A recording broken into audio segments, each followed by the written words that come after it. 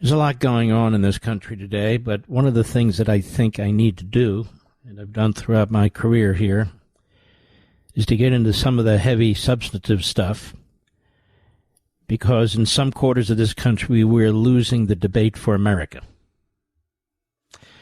In other quarters we have individuals, they call themselves influencers, who are undermining America. And we have still others who believe that the best way to compete against and to defeat the Marxist Islamists is to be Marxist Islamist light. And so I think I've got my work cut out for me. I think you do too, and I think I want to jump into this right now. Now let's take this case of this Mamdani as an example, but he's only one of many. He's using this word now, affordability. That's the new word the Marxists are using to justify the fundamental transformation of America. Yet Marxist regimes do not create prosperity, opportunity, or abundance. They produce shortages, impoverishment, and dislocation. This is what they really mean by equality. Moreover, Marxism is about coercion and the abuse of power.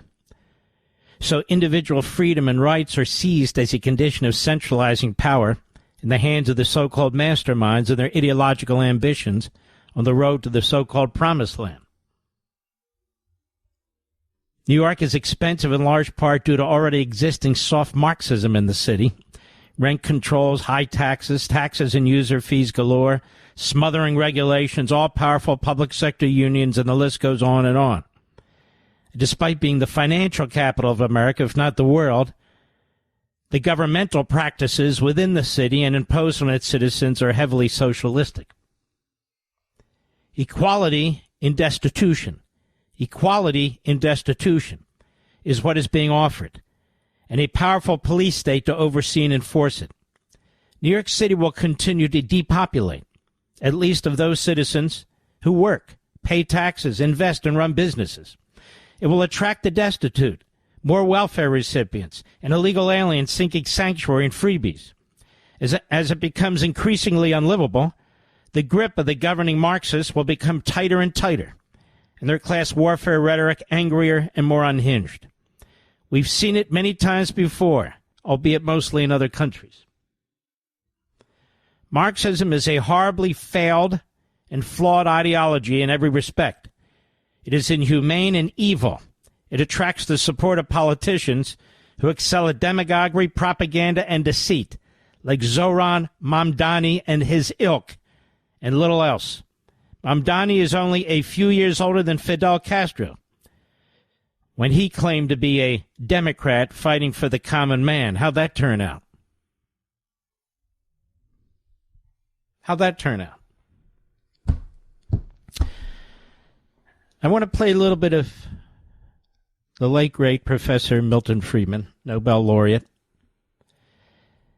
because I'm guessing half to two-thirds of this audience never heard of Milton Friedman or never heard of what Milton Friedman had to say. We miss somebody like him.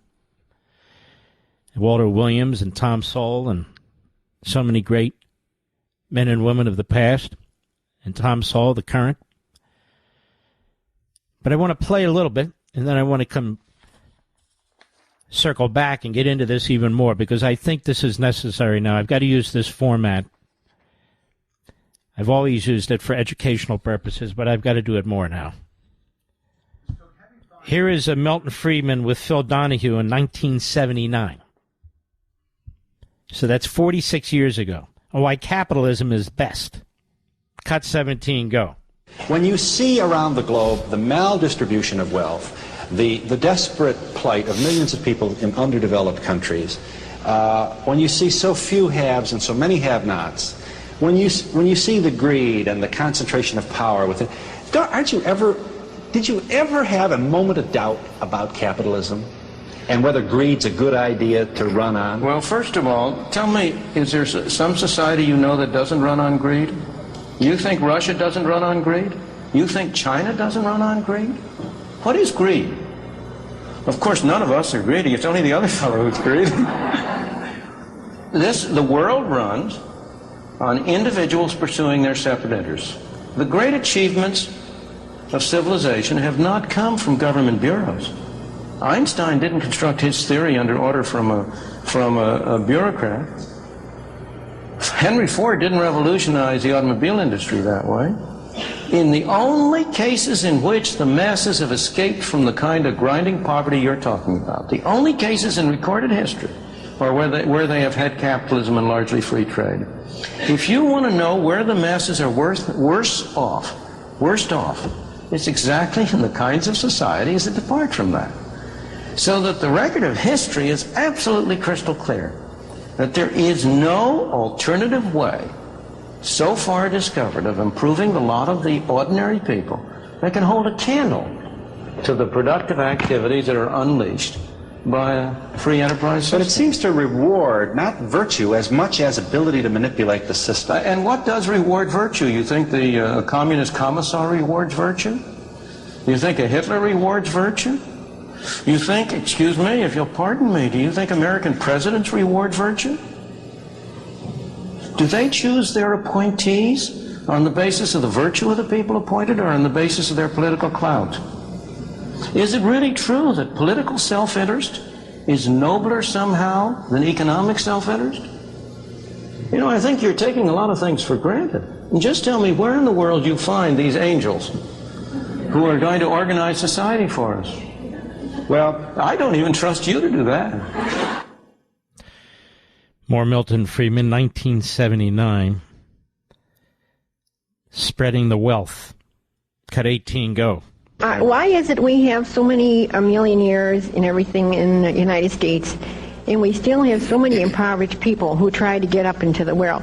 Why is it we have this lack of money where people who can't support themselves decently and get a decent job, where all these big men are up on top making oodles and oodles of money? They don't need it.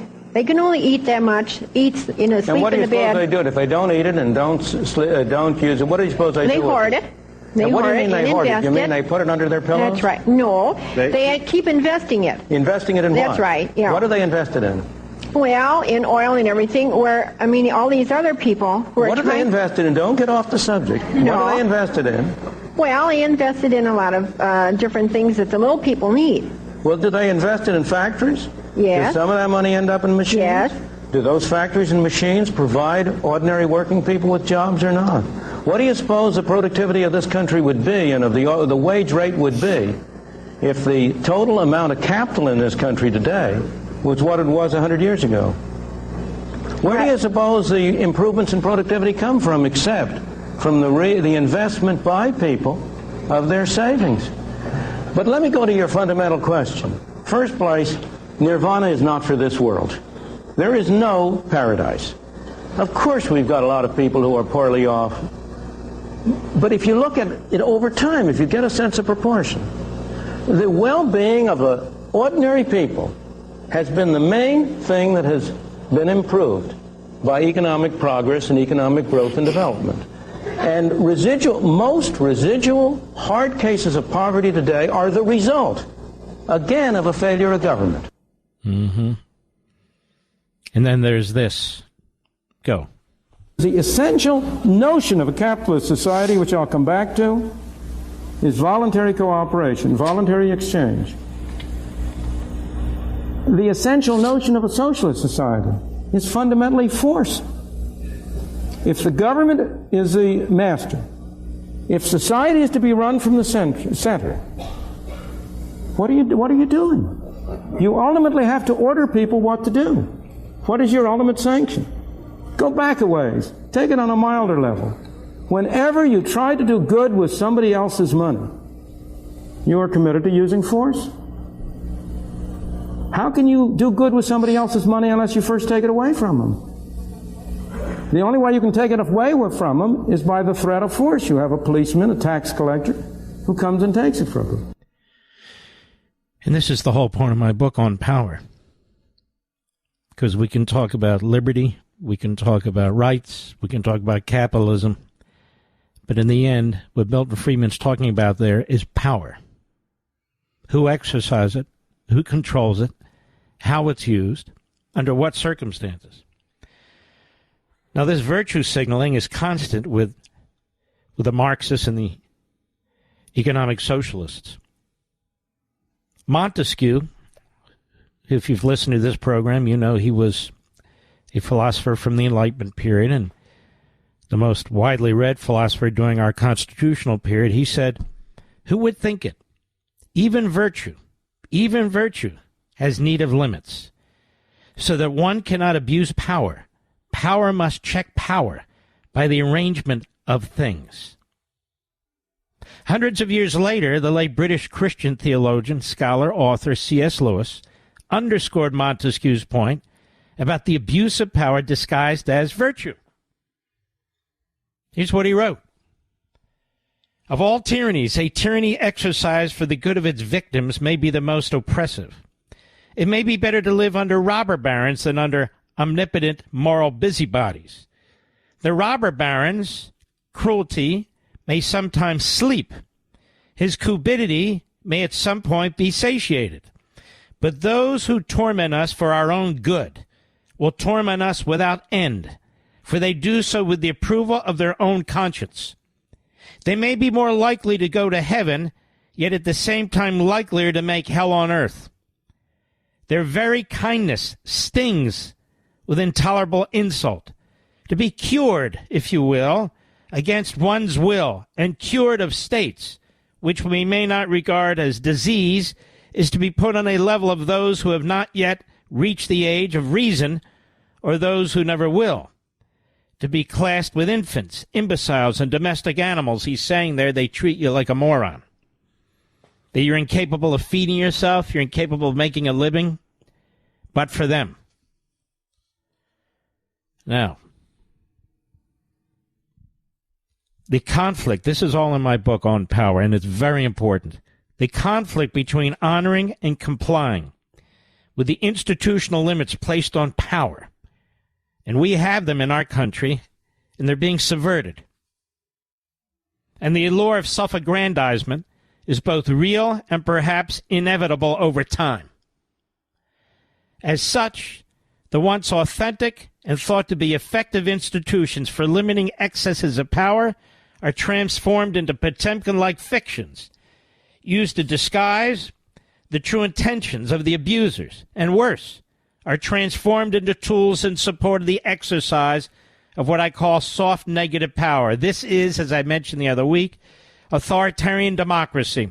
That is what this guy, Mamdani, is promoting. Authoritarian democracy. Authoritarian democracy is when a democracy begins to slide into a form of authoritarianism. Not all at once, but steadily, where authoritarian attributes slowly proliferate, and one branch of the democracy begins to envelop the others, or where all branches coalesce into a whole. Either way, the exercise of power is steadily centralized, and the citizenry increasingly peripheral. I wrote this 4 months ago. This book comes out in 2 weeks. Authoritarian democracies adopt and use the tactics of authoritarian regimes, albeit at first with more of a glove than an iron fist, but the underlying attributes are there. For example, legislatures have passed tyrannical laws, but which laws are said to be legitimate simply because the legislature adopted them. Courts that disregard due process for its citizens, but which trials are said to do justice because they were held in a court of law with defense counsel and juries present. The use of law is said to be a legitimate application of power because it's the law, not because it's proper, just, or moral.